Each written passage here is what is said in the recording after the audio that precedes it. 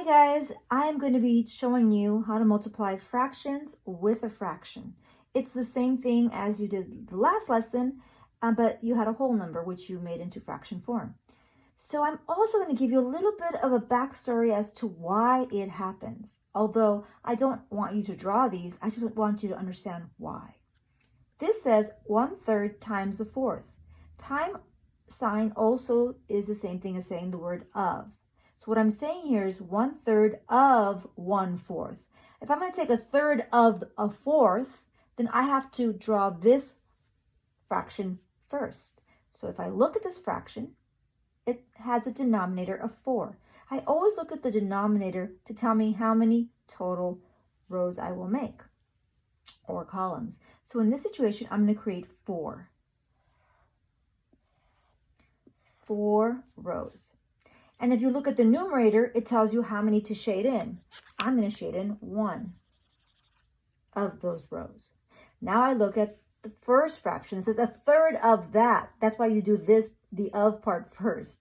So I'm going to take a third of that. I'm going to pretend this is a cake. I'm going to take now, somebody divided this into 4 pieces, and somebody said, no, let's further divide it into thirds. So now we're going to divide it into thirds. So look at the denominator. It says 3. We're going to create 3 rows. Now, if I look at the numerator, it tells me how many of those rows I'm going to circle. The numerator says 1, so I get to circle 1 row right there. And now I look inside and look at the pieces. I only have 1 shaded in. So I'm going to put 1 as my numerator. And my denominator is always a total. Total pieces here, there's 12 total pieces. 1, 2, 3, 4, 5, 6, 7, 8, 9, 10, 11, 12 pieces. That is my answer.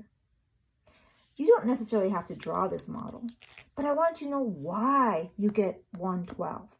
Because you're dividing something and then further dividing it.